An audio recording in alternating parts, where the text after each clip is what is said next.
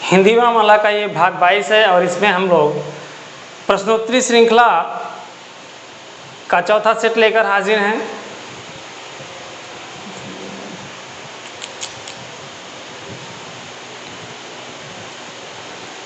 हिंदी वर्णमाला का ये भाग 22 है और इसमें प्रश्नोत्तरी श्रृंखला का भाग 4 लेकर हाजिर हूँ मैं बाल मुकुंद, और आप देख रहे हैं अपना यूट्यूब चैनल संस्कृत आस्था। स्वागत है आपका हमारे यूट्यूब चैनल पर। तो आज हम लोग इस भाग में कुछ बहुत ही अति महत्वपूर्ण प्रश्नों को हल करेंगे और उसकी विस्तार पूर्वक जानकारी हासिल करेंगे।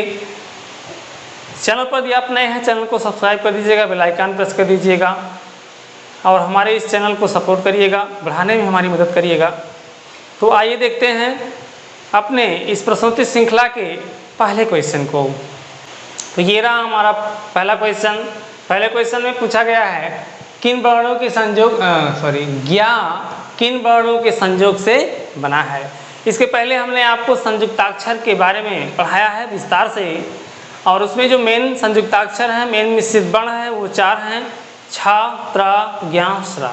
ये प्रत्येक अक्षर दो अक्षरों के संयोग से बने हुए हैं और आज इस प्रश्न में उसी में से एक ज्ञ अक्षर के बारे में पूछ लिया गया है, ये किन अक्षरों के संयोग से बने हुए हैं। तो ये देखते हैं संयुक्त वर्णों में आपका छ है, त्र है, ज्ञ, श्र 4 अक्षर हैं, जिसमें छ जो है वो आधा का और खष्टिस्सा के संयोग से बना है, त्र जो है आधा ता और रा के संयोग से बना है, ज्ञ आधा जा और ञ के संयोग से बना है, श्र आधा बड़ा सा और रा के संयोग से बना है। ये 4 अक्षर आपको हमेशा याद रहने चाहिए और इसमें ध्यान देने योग्य बात यह है कि इसमें आप दोनों अक्षरों को याद करने के साथ साथ कंफर्म हो लीजिए कि इसमें प्रत्येक में जो पहला अक्षर है वो हलंत युक्त है, यानी वो आधा है, यानी वो केवल शुद्ध व्यंजन का अक्षर है। तो इसमें से ज्ञ को पूछा गया और ज्ञ का जो विस्तार है वो आधा जा और ञ है। तो आपके ऑप्शन ए में आधा जा नहीं है। देखिए बहुत बारीकी से आपको देखना है, जा के नीचे हलंत नहीं है, इसलिए ऑप्शन ये गलत है आपका। ऑप्शन बी देखते हैं तो जा के नीचे हलंत है और ञ है, इसलिए ऑप्शन बी आपका सही होगा। जा धा या फिर जा न तो बिल्कुल भी गलत है। तो इस प्रकार पहले क्वेश्चन का ऑप्शन बी सही है। आइए आगे बढ़ते हैं और देखते हैं अपने श्रृंखला के दूसरे प्रश्न को। तो ये दूसरा क्वेश्चन, दूसरे क्वेश्चन में पूछा गया है क, ग, जा, फा इत्यादि ध्वनियाँ किसकी हैं, अर्थात किस भाषा की है, ये आपसे पूछा गया है। ऑप्शन से जाहिर हो रहा है भाषा ही पूछा गया इसका। तो क, ग, जा, फा ये तो ध्वनियाँ आपकी हिंदी भाषा की ही हैं, लेकिन यहाँ पर थोड़ा सा एक मामूली फर्क है। फर्क वो है कि प्रत्येक अक्षर के नीचे बाएं तरफ एक बिंदु लगा दिया गया है और कलाकारी इसी बिंदु में है दोस्तों। इस बिंदु के नाते ही इन ध्वनियों का आकार बदल गया है, प्रकार बदल गया है और ये किसी दूसरी भाषा की ध्वनि कही जाने लगी हैं। इसमें हमको ध्यान देना है कि किसी भी अक्षर के नीचे यहाँ बाएं तरफ यदि बिंदु लग जाए तो वह ध्वनि अरबी या फिर फारसी की हो जाती है। क्यों? क्योंकि ये जो बिंदु लगता है, ये जो बिंदु लगता है, ये बिंदु जो ध्वनि है इसको अरबी, फारसी भाषा से लिया गया। तो चूँकि हिंदी के लिए अनुच्छेद 351 का में कहा गया है कि हिंदी को बढ़ाने के लिए, उसको मजबूत बनाने के लिए विभिन्न प्रकार की कई भाषाओं से शब्दों को लिए जाएं और इसमें संग्रहित किए जाएं, इसके शब्द भंडार को बढ़ाया जाए। तो इसमें इस प्रकार ये ध्वनि अरबी फारसी की है और इस ध्वनि को कहा क्या जाता है ये भी कई बार पूछा गया है। बहुत ध्यान से इसको सुनिएगा। इसको नुक्ता कहा जाता है, अर्थात हम कह सकते हैं कि जिस अक्षर के नीचे बाएं तरफ नुक्ता लगा हो वह अरबी फारसी की ध्वनि हो जाती है। तो इस प्रकार इस क्वेश्चन का जो आंसर होगा वो ऑप्शन बी सही होगा, अरबी फारसी। ना तो संस्कृत है, ना अंग्रेजी है, ना दक्षिणी भाषा है, अरबी फारसी की भाषा है। तो प्रश्न 2 का ऑप्शन बी सही होगा। तो ये हो गया आपका दूसरा क्वेश्चन। आइए देखते हैं तीसरे क्वेश्चन को। तीसरा क्वेश्चन वर्गों को लेकर है। तो हिंदी वर्णमाला में 5 वर्ग हैं, का वर्ग, चा वर्ग, टा वर्ग, ता वर्ग और पा वर्ग। इसी वर्गों से लेकर क्वेश्चन है, पूछा गया है कि कौन टा वर्ग नहीं है। तो टा वर्ग में बहुत ही आसान सी बात है। टा वर्ग में आप सभी जानते हैं कि 5 अक्षर हैं, टा ठा डा ढा अड़ा। तो चेक करते हैं ऑप्शन को। तो पहले ऑप्शन में ठा है, तो टा वर्ग का एक अक्षर ठा है। चूँकि आप देख पा रहे हैं कि ये 5 वर्ग हैं और पांचों वर्गों में टा वर्ग को हम देखते हैं तो उस वर्ग में ठा मिलता है। ढा टा ठा डा ढा भी मिल रहा है, टा ठा डा ढा अड़ा भी मिल रहा है, लेकिन घा नहीं है। घा जो है वो का वर्ग का एक अक्षर है, का खा गा घा। तो यही आपका नहीं है। क्वेश्चन में पूछा गया टा वर्ग नहीं है। मित्रों, जिस क्वेश्चन में नहीं शब्द हो वहाँ जरा सा हमको ध्यान से देखना होता है, क्योंकि वहाँ गलती होने की पूरी संभावना रहती है। क्योंकि हम पढ़ेंगे कौन टा वर्ग, तो टा वर्ग हमारे दिमाग में रहेगा और ऑप्शन ए को तुरंत सही कर देंगे और ऑप्शन हम देखेंगे ही नहीं। तो गलती हमसे हो जाती है। जिस क्वेश्चन में नहीं हो उसको हमको ध्यान से पढ़ना चाहिए। क्वेश्चन को कौन टा वर्ग नहीं है, यानी टा वर्ग के अलावा किसी अक्षर को हमको चुनना है, जो कि आपका घा है। इस प्रकार तीसरे क्वेश्चन का ऑप्शन डी सही होगा।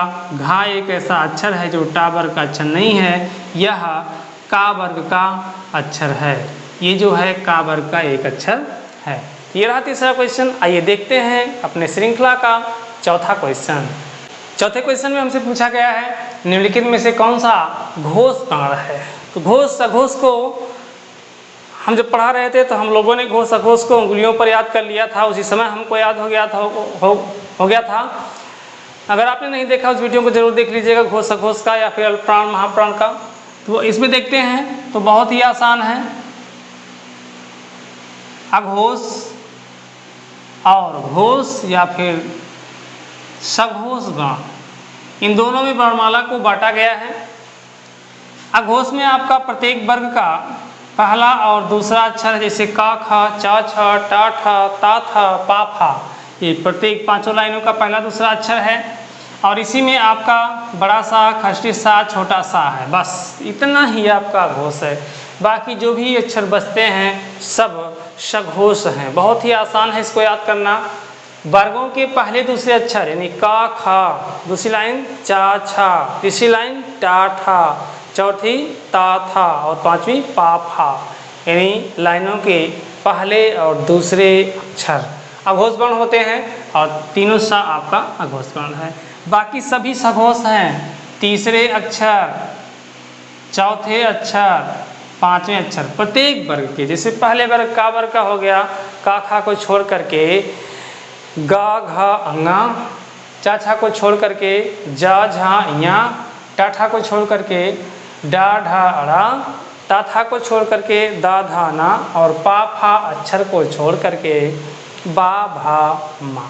ये तीसरे चौथे पांचवें वर्ग सघोष में आते हैं। और इसी में आपका 4 अक्षर अंतस्थ आता है, यारा ला और वा, और इसी में शामिल किया गया है हा को।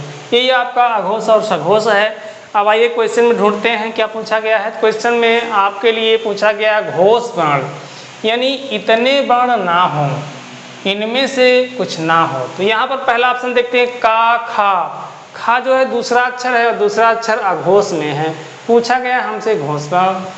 दूसरा देखते हैं चा। चा भी अपने वर्ग का पहला अक्षर है, ये भी आपका पहला अघोष में है।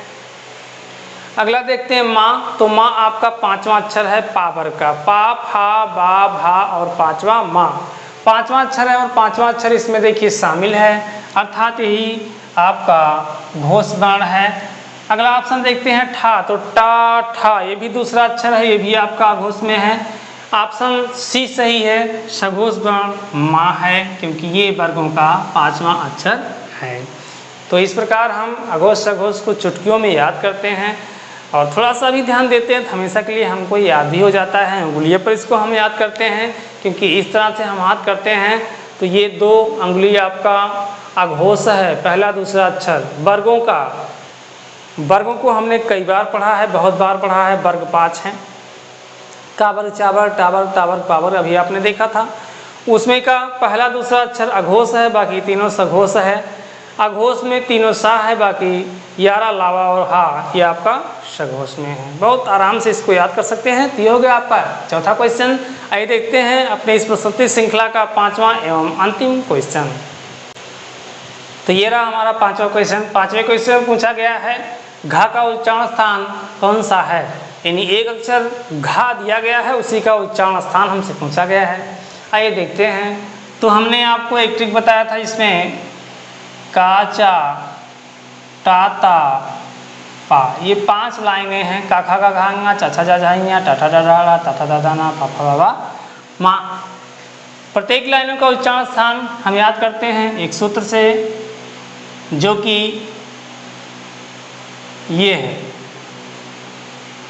इसमें से 5 अक्षरों को इस तरह रखते हैं और सबका उच्चारण स्थान निकल आता है। जैसे का से यहाँ कंठ रखते हैं, ता से यहाँ ताल रखते हैं, मुंह से यहाँ मूर्धा, और दा से दंत, और ओ से ओष्ठ। तो पांचों लाइनों के सभी अक्षरों का उच्चारण स्थान हमको पता चल जाता है। जैसे का वर्ग यानी का खा का घा इन 5 अक्षरों का उच्चारण स्थान कंठ है। चा वर्ग यानी चा था जा झा इन 5 अक्षरों का उच्चारण स्थान तालु है। टा वर्ग यानी टा ठा डा ढा अड़ा इन 5 अक्षरों का उच्चारण स्थान मूर्धा है। ता वर्ग यानी टा था दा धाना इन 5 अक्षरों का उच्चारण स्थान दंत है। और अंतिम पा वर्ग यानी पा फा बा भा मा इन 5 अक्षरों का उच्चारण स्थान ओष्ठ है। अब क्वेश्चन में हमसे घा का उच्चारण स्थान पूछा गया है, तो घा जो है का वर्ग में शामिल है, का खा गा घा इसमें शामिल है, और इन सब का उच्चारण स्थान कंठ है। ऑप्शन में आपके बी में दिया गया है कंठ, तो ऑप्शन आपका बी सही हो जाएगा। और एक वीडियो में जिसमें हमने केवल सभी हिंदी में जितने भी वर्ण हैं, सभी वर्णमाला के सभी वर्णों के उच्चारण स्थान को एक ही वीडियो में हमने बताया है।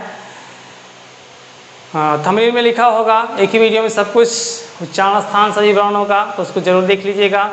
तो इस वीडियो में हमने 5 अति महत्वपूर्ण प्रश्नों को विस्तार से पढ़ा, और अगले श्रृंखला में फिर हम कुछ महत्वपूर्ण प्रश्नों को लेकर आएंगे। इस वीडियो में बस इतना ही। चैनल पर नए हैं, चैनल को जरूर सब्सक्राइब करिएगा, वीडियो को लाइक करिएगा, और मिलते हैं अगले वीडियो में। तब तक के लिए धन्यवाद।